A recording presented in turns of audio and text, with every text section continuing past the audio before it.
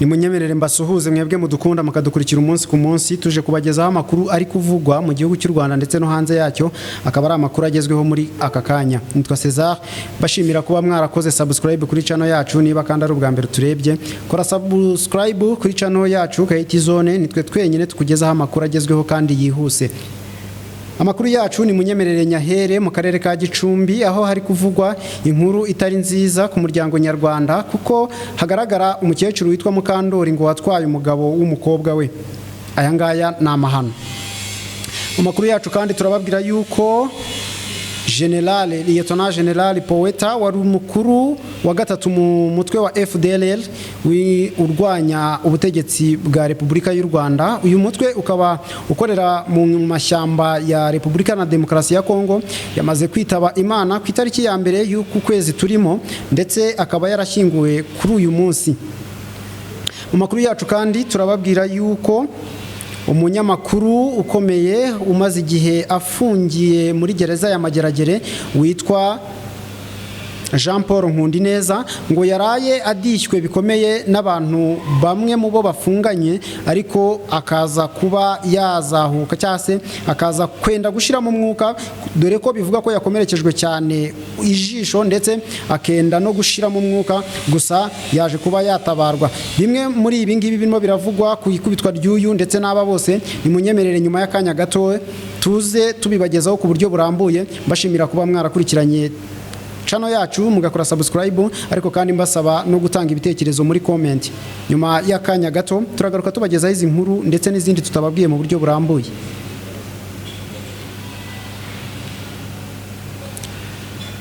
Murakoze neza cyane kuba mukoze subscribe kuri mwe mwari mukitureba ariko namwe tubana umunsi ku munsi turabashimira kuba mwarakoze subscribe. N'umwanya w'amakuru ya hano kuri Kayiti Zone tubagezaho umunsi ku munsi akaba ari amakuru mugezweho nanjye Cesar Ndayisaba Theogene.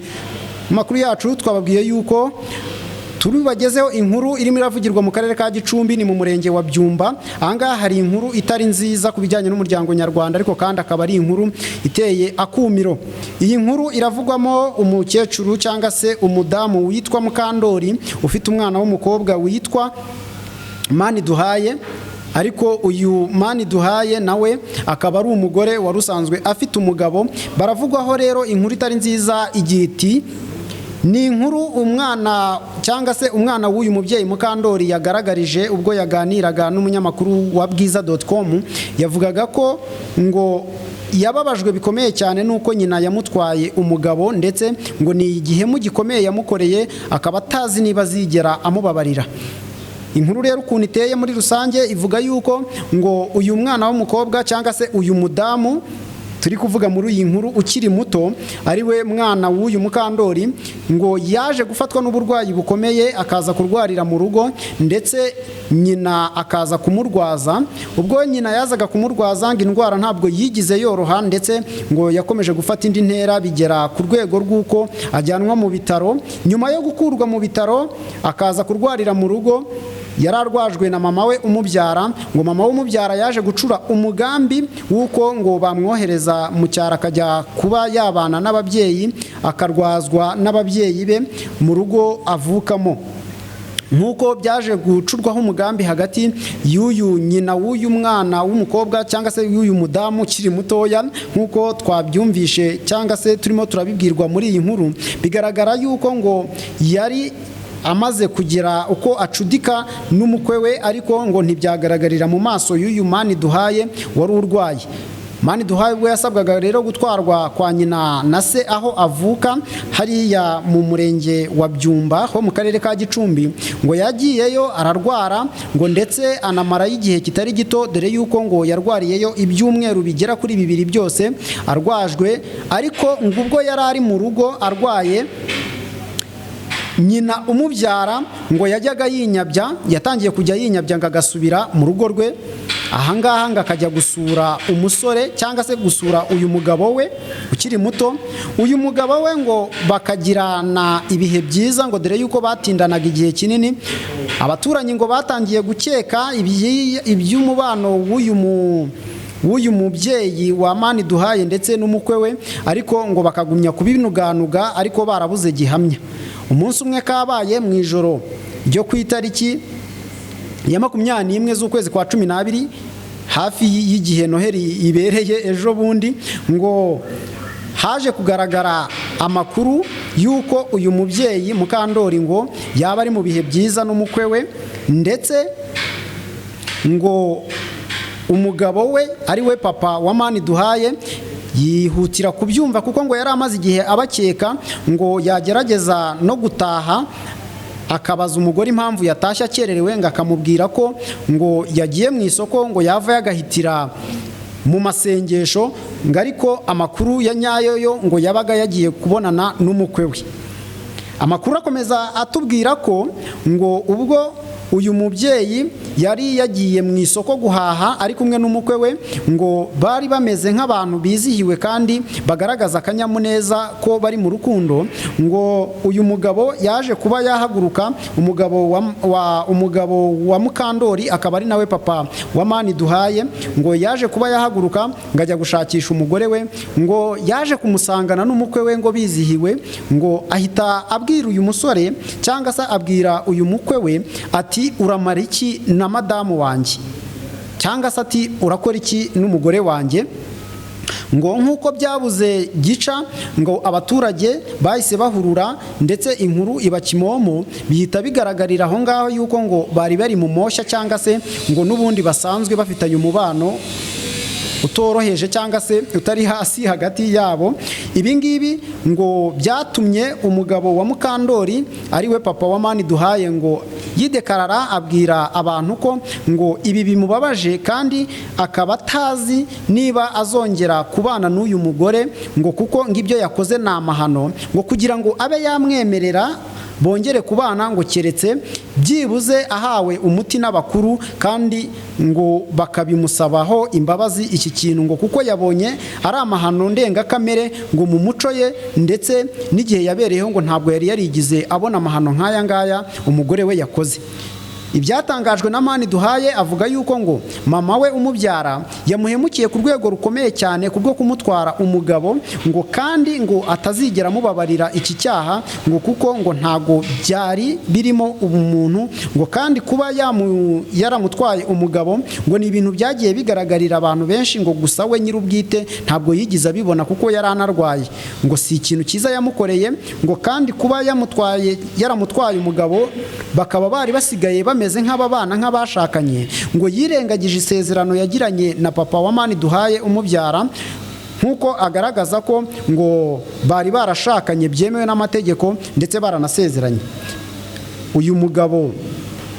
wa Maniduhaye usanzwe we ubwe ngo wari ufite abandi bagore ndetse n'abana yabyaye mu bandi bagore, ngo gusa aba bagore ntago bari bakibana, yari amaze igihe kinini abana n'uyu mugore bafitanye umwana umwe ari we Maniduhaye waje kurwara, umusore agahita yitiza mama we umubyara. Ngayo nguko bivugwa yuko ngo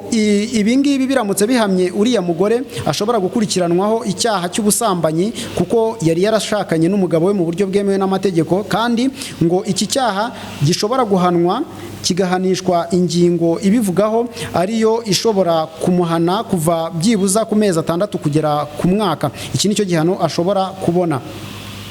Mu makuru yacu twababwiye yuko hari umunyamakuru witwa Jean Paul Nkundineza wahoze akorera igitangazamakuru cyitwa Ukwezi TV ufungiye muri gereza ya Mageragere. Iyi ahangaha ni muri gereza ya Mageragere, akaba ari nayo gereza iri mu karere ka Nyarugenge. Yagaragaye yakubiswe bikabije, agakubitwa ngo na bamwe mu bo bafunganywe, ngo gusa yakubiswe n'abantu bari bishyuwe, cyangwa se ngo abamukubise ngo bigaragara ko bari ku kiraka. Nkuko inkuru ikomeza kuvuga, ivuga yuko umunyamakuru Jean Paul Nkundineza ufungiye muri gereza ya Mageragere ngo yaje gukubitwa n'abagabo 4, ngo aba bagabo bakaba bari boherejwe cyangwa se ngo bahawe amafaranga ngo n'uwo bari bafitanye ikibazo. Kuri ubu ngubu umuntu ufitanye ikibazo mu buryo buzwi na Jean Paul Nkundineza ubundi asanzwe ari Theo ukora ku Kwezi TV, ariko ngo ntago uyu nguyu ari we ngo waba ukekwa kuba yamukubitishije, ngo dore ko ngo hari undi ngo wahoze akorana nawe witwa Aimable Nzizere. Uyu Aimable Nzizere ngo nawe unafunze, ngo bikekwa ko ari we wohereje abantu bo gukubita uyu Jean Paul Nkundineza, ngo bakamudihira hariya muri gereza, ngo nk'uko bamukubise bakamushegesha ugasanga bari bagiye ngo no kumukuramo ijisho, ngo yakubiswe bikomeye ku buryo ngo byari bigiye kumuviramo urupfu. Nk'uko amakuru avuga ko uyu nguyu Nzizere Aimable ngo mu byo ashobora kuba aziza Jean Paul Nkundineza nk'uko yabyivugiye, yavuze ko ngo arimo aramuziza kuba afite amakuru menshi atandukanye ku bijyanye n'ihuguza ndetse n'uburiganya by'ubutaka bigaragara muri kesi uyu Nzizere Aimable ngo yaba yaragize kandi akaba anabikurikiranweho n'inkiko. Ibi ngibi bije mu gihe Nkundineza Jean Paul ari muri gereza ya Mageragere aho akurikiranyeho icyaha cyo kwibasira ndetse no kwandagaza umuntu. Muramwibuka ubwo yazaga kugira amarangamutima ndetse akanavuga byinshi ku bijyanye n'ibyo birimo biravugwa ku mukobwa wabaye cyangwa akagaragara nk'umutangabuhamya mu gihe cya kesi ya Prince Kid. Nk'uko mubizi uyu mugabo yaje kuba yaza yifatira ku gahanga uwitwaga Mutesi Jolly, aramutuka ndetse aramwandagaza, dore yuko mu byo akurikiranyweho harimo no kuba nawe ubwe yari yananiwe kwitwararika mu bijyanye n'amarangamutima, akandagaza umuntu kandi abikora neza ziko bigize icyaha. Uyu Jean Paul Nkundineza nyuma yo kumva ibi ngibi bigaragara ko ngo yahise atanga ikirego mu nzego, ngo ndetse abamukubise bahise bongererwa ibihano ku byo bari basanzwe bafite, ndetse hagirirwaho no kuba babafungiye muri kasho. Ibi ngibi kandi umunyamakuru wataye iyi nkuru wa bwiza.com yagerageje kuvugisha urwego rwa RCS rushinzwe imfungwa n'abagororwa ku bijyanye n'iyi nkuru, ntago yigize abibona, gusa yatwijeje, ntago yigize abasha kuvugana n'urwego, gusa yatwijeje ko naza kuza kuvugana narwo ari buduhe amakuru yandi ku bijyanye n'iyi nkuru. Mu makuru yacu twababwiye kandi ko mu mutwe wa FDLR urwanya leta ya Repubulika urwanya leta y'u Rwanda, uyu mutwe wa FDLR wari umuyobozi wawo wo ku rwego rwa komiseri wa gisirikare, uyu nguyu witwa Lieutenant General Hakizimana, usanzwe ari komiseri wa gisirikare hariya muri uriya mutwe wa FDLR, ngo yitabye Imana ku itariki ya mbere y'ukwezi kwa mbere 2025, ngo ni nyuma y'igihe kinini yari amaze arwaye indwara idakira, ngo ndetse akaba yararwariye ku bitaro bya Centre ya hariya i Masisi. Uyu nguyu Lieutenant General Hakizimana ngo azwi ku mazina menshi agiye atandukanye, harimo nk'izina ryitwa Poeta cyangwa se Poet, rimwe mu izina abantu benshi bamuziho, ariko kandi bivuga yuko uyu nguyu yagiye mu ngabo yinjiye ajya mu ngabo za Exfar ingabo za Exfar zahoze ziri ku butegetsi bwa Repubulika ya Habyarimana, ariko ngo nyuma yaje kwinjira umutwe cyangwa se yaje guhungana n'uyu mutwe wa FDLR ubwo wahoze witwa Alil utarahindura izina. Ngo yari afite uyu mugabo ngo yari afite ipeti ryo ku rwego rwo hasi, ubwo uyu mutwe waje kugera mu mashyamba ya Kongo, ngo yaje kuba yagenda azamuka mu mapeti agera no ku rwego rwo kuba General de Brigade. Uyu mugabo Lieutenant Poeta uvugwa yuko ngo yavukiye mu karere kuri ubu ngubu ka Nyabihu ahazwi nko ku Mukamira ku itariki ya 8 y'ukwezi ukwezi ntabwo bakuvuze, gusa ngo ni mu mwaka w'1957 ubwo yavukiraga ku Mukamira. Icyo gihe ngo hari muri komine ya Karago, ahangaha hazwi nko muri Nyabihu kuri uyu munsi. Ngo yaje kuba yakiga amashuri ye abanza ndetse n'ayisumbuye hariya mu karere ka Nyabihu, ariko amashuri yisumbuye ntiyayarangirizayo, ahubwo aza kuyakomereza mu mujyi wa Kigali, aho yaje no kwiga amashuri ya gisirikare ku rwego rwa kaminuza, akayigira mu Burayi mu gihugu cy'Ububiligi. Uyu mugabo Poeta bivugwa yuko ngo yari umwe mu bagabo bashyiriweho impapuro zimuta muri yombi kubwo kugerageza guhungabanya umutekano w'u Rwanda, ashaka guhirika ubutegetsi. Ngo ndetse kandi yahoranye umugambi wo gushaka guhirika ubutegetsi FPR Inkotanyi ubwo yari ikiri RPA, ndetse yagiye anifashisha bamwe mu bo bakoranaga mu ngabo bagerageza kuba bahungabanya umutekano w'igihugu cy'u Rwanda. Uyu mugabo Lieutenant General Hakizimana waruzwi nka Poeta yakoze mu ngabo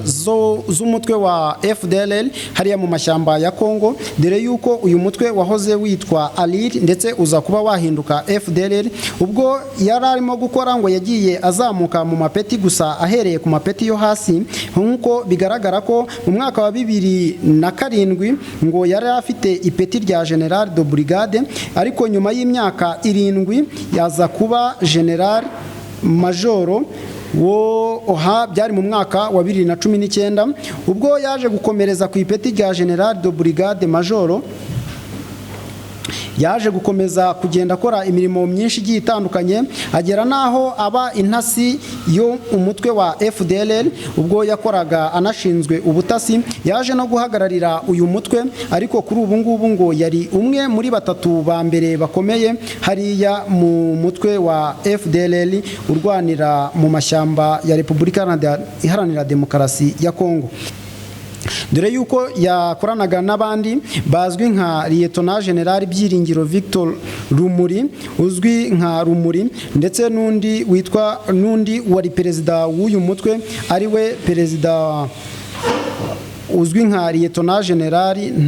Ntawunguka Pacifique uzwi nka Omega. Undi wakurikiragaho akaba ari uyu nguyu wamaze kwitaba Imana, ndetse akaba yaranashyinguwe. Ubwo yari arimo arashyingurwa havuzwe imyirondoro ye, avugwa yuko yakomokaga mu karere ka Nyabihu ahazwi nko ku Mukamira, ndetse ari naho yigiye amashuri abanza. Amashuri ya segonderi yakomereza mu mujyi wa Kigali, ndetse aza no gukomereza mu gihugu cy'Ububiligi kwiga kaminuza mu bya gisirikare. Uyu mugabo akaba yaratabarutse cyangwa se akaba yatabarutse yaragejeje imyaka 68.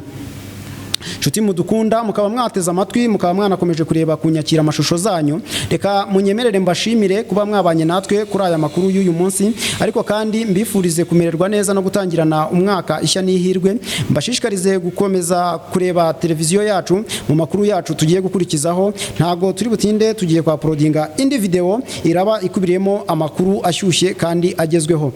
Ndabashimiye, murakoze.